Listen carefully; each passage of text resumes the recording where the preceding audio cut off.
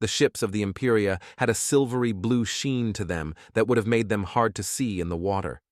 They were firing as gangways opened and Imperia and Vesili poured out from 10 of the ships, and 3 more were waiting to be able to disembark. 7 smaller ships were in the air firing as well. The general, the admiral, Mira, and all of the aliens headed towards the marine line, as the transporter they came on did not have guns. The nocturnal Vesili had been awoken, and they were also geared up and heading towards the marine line. The Marines had been busy digging out a shallow trench, and they were covering the retreat. Growling. He's wondering how you knew to build this fortification. Mira translated. Marines always expect to have to fight. Thompson replied. Merrill, delete that ship. They heard the thum thum thum of several grenade launchers. They did some damage, but it wasn't enough. The nearby aircraft carrier began launching fighters, and they began fighting against the alien fighters. Despite the heavy gunfire supplied by the Marines, they were still losing numbers they couldn't afford to lose. Vebi, Fennis, and Mira were a little separated from the rest of the humans. Any bright ideas? Vebi asked. I do. She called over to the humans. Admiral General, I have a way we might be able to communicate with one of the ships, but I need your help. The men drew near, so she didn't need to shout so loudly. One of the species in the ships near the moon has psionic abilities. Humans do too, but to a much lesser degree. Our thoughts are kind of loud to them, so we're going to try and all mentally shout to the same being. You think this will work? The general asked. Sir, I would rather try and fail than to not try at all. They both nodded. Have either of you seen the old Alien movies? Both men chuckled and nodded while they continued to scan the battlefield. Okay, having an image of who you are sending to helps. So think about how the xenomorph looked. Reduce the head and give it 4 obsidian eyes. The head has a shape similar to a squid, and the mouth has little crab arms in front of it. She has 2 arm-like appendages, and the body has something like a thorax, and at the start of the thorax has 4 spider-like legs that come out of it. Her body is brown instead of black. You know how you mentally yell at someone that is being dumb or making a bad choice in a movie, but you're in the theater so can't say it out loud. Let's stick with the same message. How about Drixa? The Imperia have ambushed us. Drixa is her name. Short, sweet, and to the point. Let's try.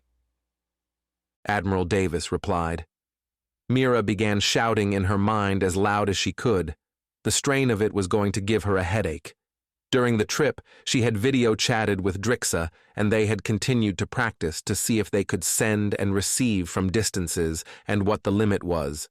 They were about as far apart as they had been while traveling, and knew her mind voice might be too faint to hear on its own, which is why she hoped having 3 humans mind shouting, it might be enough. The 7 fighters that Fennis had escort them were already in the fight, but had to be careful to not get attacked by the humans. After a couple of minutes, Mira received a calming sensation. Okay, she's got our message. How do you know? General Thompson asked. Humans are good senders, but terrible receivers. Whatever she said back gave me a strong, calming sensation. I think we'd like to meet this species, Thompson replied.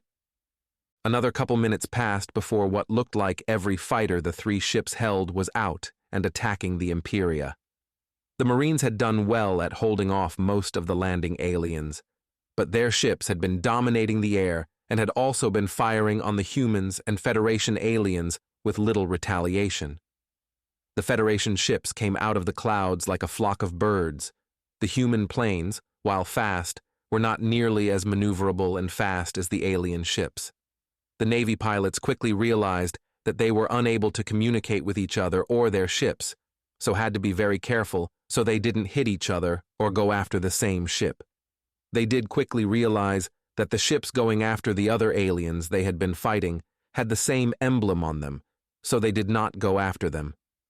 Instead, the humans, unable to communicate with the flight tower on their ships, had to stay in the air, and they waited to take shots where they could and also attack the transport ships of the invading aliens while dodging the return fire.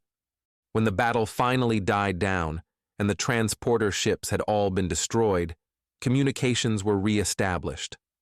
Both Vebi's and Fennis's portables began beeping and flashing as messages that had been held back came in all at once. At the same time, human radios all came to life with shouted orders, and panicked requests to respond came through. After taking stock of the damage done, they realized that at least half of the Marines were dead. The boats they had come to the island on had been destroyed, along with the diplomat. About 2/3 of the Federation aliens were dead, and their transport had been destroyed. As for the Imperia and Vesili, only a few remained, and they tried to surrender to the Federation, but the Marines got a hold of them, so they began fighting tooth and nail and had to be knocked out before they could be restrained. The planes headed back to their aircraft carriers, and boats were let down and headed towards Howland Island.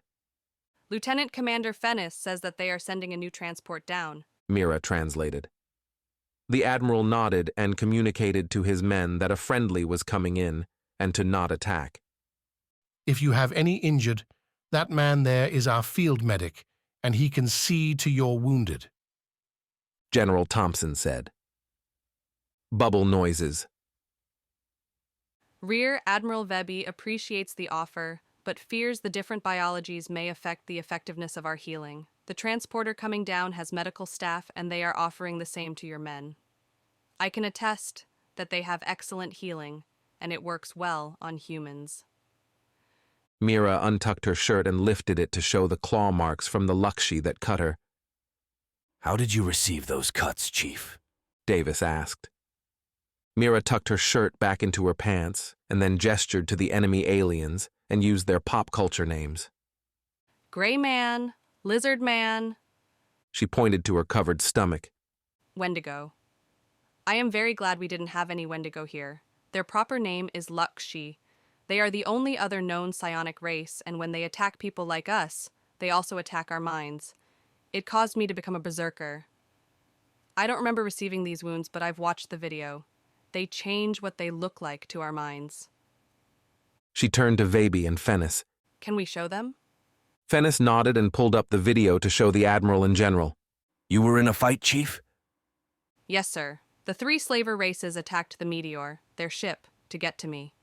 Based on what happened, we believe the ship I was on was either moved into the path of debris to damage the ship, or that debris was shot towards the ship and they were going to wait and scoop us up. Because a Federation ship is what found me first, they then tracked the ship, knew it would eventually head in the direction of Earth, and attacked when they left Federation-controlled space. We were able to receive help, but because of the attack, we traveled with an escort to ensure it didn't happen again. Wendigos are real, too. What else is real? I see we have a new race that exited the transport. Can we be introduced? Commander Raleigh. Mira called out. She walked forward. After listening to her speech, which actually did sound like language to Mira, she translated. This is Commander Raleigh. Her species is nocturnal, and the sun here is very bright. She apologizes for sounding short, but she and her people need cover and rest before she can be useful. As they finished the introduction, the transport landed, and the Asili headed in to seek cover. Anyone with eyes could tell that the Asili were exhausted as they trudged into the transport. Povin came up and collected the weapons and shields from everyone, and the General and Admiral both looked sad as they had to return such amazing tech. Both groups collected their dead and transported them back to their ships. The Federation transport left with the dead and would return after.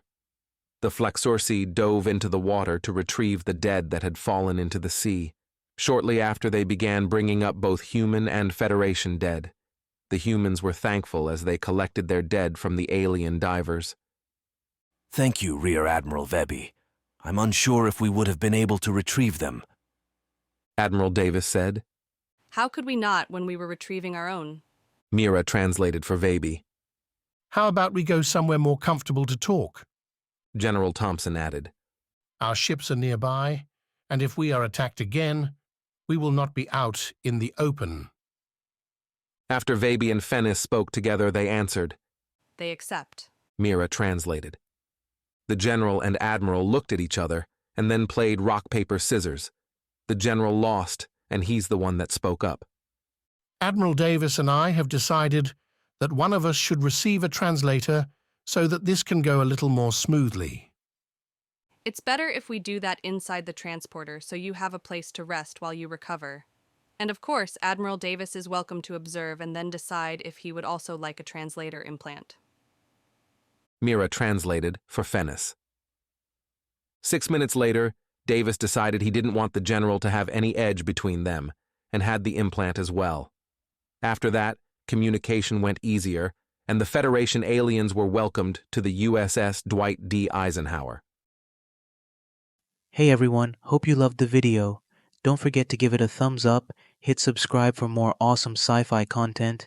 You can also support us by hitting the thanks button at the bottom of the video. Your generosity goes a long way. Every bit helps us bring you more stories from the stars. Thanks a bunch.